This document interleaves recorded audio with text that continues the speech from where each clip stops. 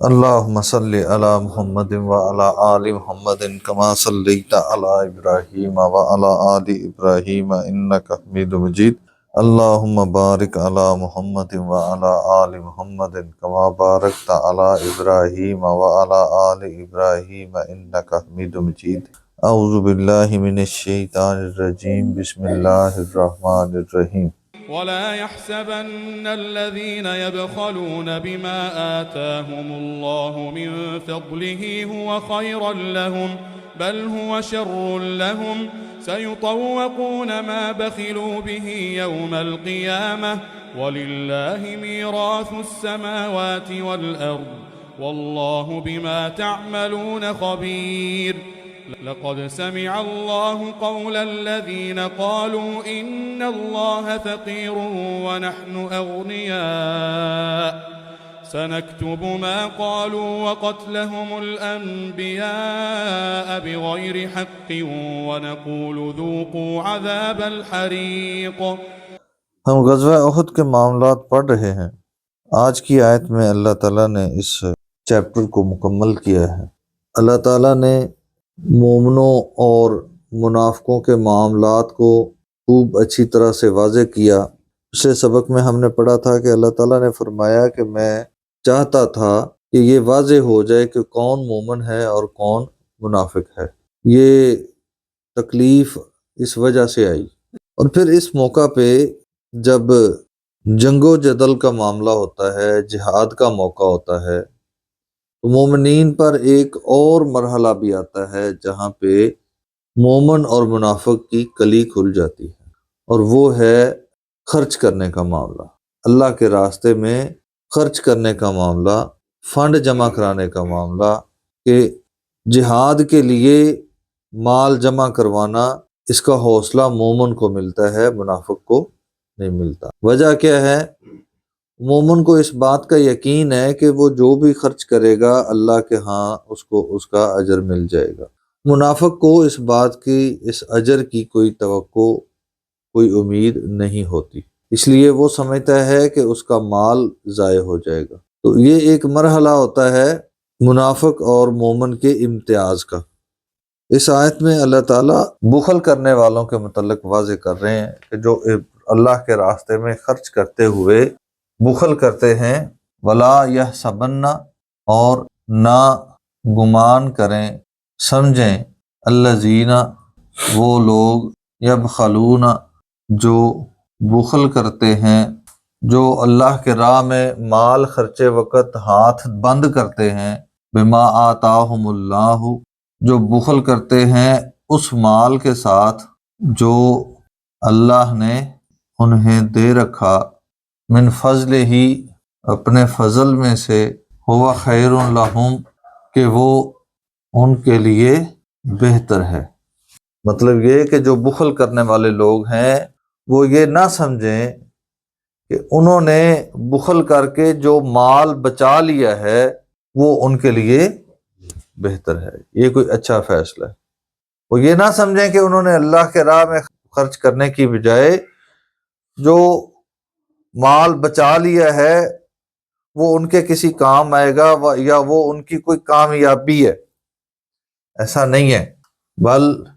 بلکہ ہوا، وہ مال، شر لہم، ان کے لیے برا ہے، یا وہ عمل، دونوں چیزیں ہو سکتی ہیں، وہ مال یا وہ عمل جو بخل والا ہے، یہ ان کے لیے کوئی فائدہ مند چیز نہیں ہے، یہ کوئی اچھا نہیں ہے، یہ ان کے لیے بہت برا ہے۔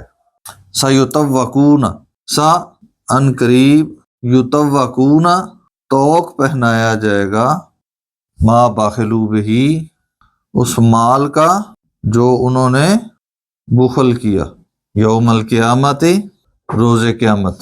انہوں نے جب اللہ کی راہ میں خرچ کرنے کا موقع تھا تو خرچ نہ کر کے جو مال بچا لیا، روز قیامت ان کے گلے میں توق بنا کر پہنایا جائے گا اسی مال کا، اور وہ سمجھ رہے ہیں کہ انہوں نے بہت فائدہ کر لیا، وہ سمجھ رہے ہیں انہوں نے بچت کر لی ہے۔ اللہ کا جو فضل ہے، جو انہوں نے اپنے گھر کے فرنٹ پہ تختی لگوا رکھی ہے، ھذا من فضل ربی، اسی گھر کے سامنے جب کوئی اللہ کے نام کی صدا دیتا ہے، جب کوئی ضرورت مند آتا ہے، جب کوئی بھائی بہن ضرورت کے تحت ادھار لینے ہی آ جاتا ہے، تو وہ جو اس وقت اس اللہ کے فضل کو اس کو ادا نہیں کرتا، وہ اس کو دیتا نہیں ہے، اور وہ سمجھتا ہے کہ میں نے بچا لیا ہے، وہ یہ مت سمجھے کہ کوئی بہت اچھا کام کیا۔ ایک لمحے کے لیے آپ سوچیں کہ زیادہ سے زیادہ کیا نقصان ہوگا کہ جو مال آپ نے کسی بہن بھائی کو ادھار دے دیا ہے وہ واپس نہیں ہوگا، اس سے زیادہ کیا نقصان ہے؟ تو اگر وہ واپس نہ ہو اور اس کے بدلے میں اللہ کے ہاں اجر مل جائے تو کیا نقصان ہے؟ فائدہ ہے۔ اگر انسان کے ذہن میں آخرت ہو، آخرت کی کامیابی مقصد ہو، اللہ کی خوشنودی مقصد ہو، تو پھر یہ نقصان نہیں لگتا۔ اگر دنیا کا مال اس کی محبت اور اس کی لالچ ہی بھری ہوئی ہو تو پھر ایک ایک روپیہ جو ہے اس کی انسان لالچ بھی کرتا ہے، اس کا پیچھا بھی کرتا ہے۔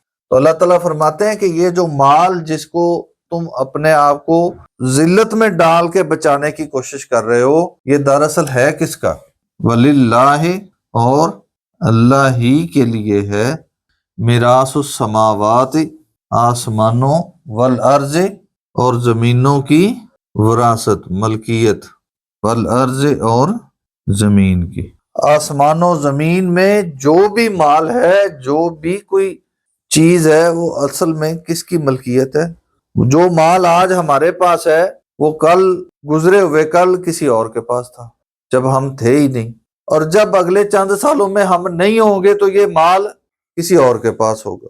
تو یہ یہاں پہ مستقل تو کسی کے پاس نہیں رہنا، بالآخر یہ مال کس کے پاس ہے؟ یہ ملکیت کس کی ہے؟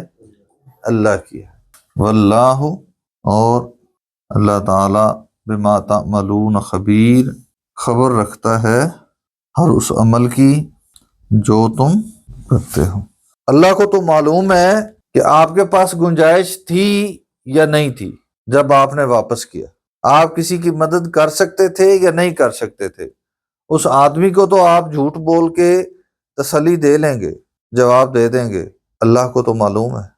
یہاں پہ رکوع مکمل ہوتا ہے اور غزوہ احد کا چیپٹر مکمل ہو جاتا ہے۔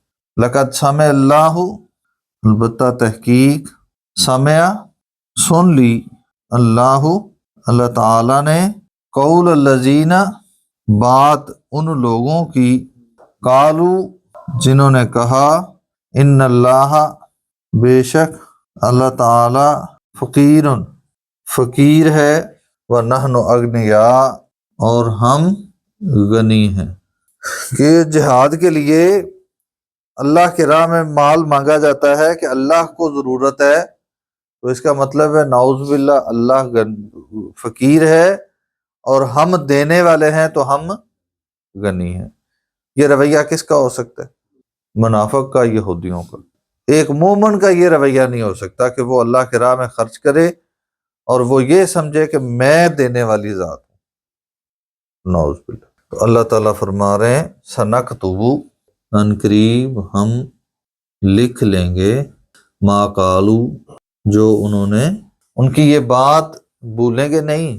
اللہ کو لکھنے کی بھی ضرورت نہیں ہے، لیکن یہ الفاظ اللہ تعالیٰ کا غصہ ظاہر کر رہے ہیں۔ تو اللہ تعالیٰ فرما رہے ہیں کہ ہم لکھ لیں گے، ہم ان کی بات کو ضائع نہیں کریں گے، جانے نہیں دیں گے۔ وَقَتْلَهُمُ الْأَنْبِيَاءَ، ایک تو جو انہوں نے یہ کہا کہ اللہ فقیر اور ہم غنی ہیں، اور دوسرا کون سا معاملہ ہے؟ اور ان کا انبیاء کو نا حق، بغیر حق، نا حق قتل کرنا۔ یہ دونوں معاملات اللہ تعالیٰ فرما رہے ہیں ہم لکھ لیں گے۔ وَنَقُولُ، اور ہم کہیں گے، ذُوقُوا، چکھو، عذاب الحریق، جلا دینے والا عذاب۔ اللہ تعالیٰ سامنے اور عمل کرنے کی توفیق عطا فرمائے۔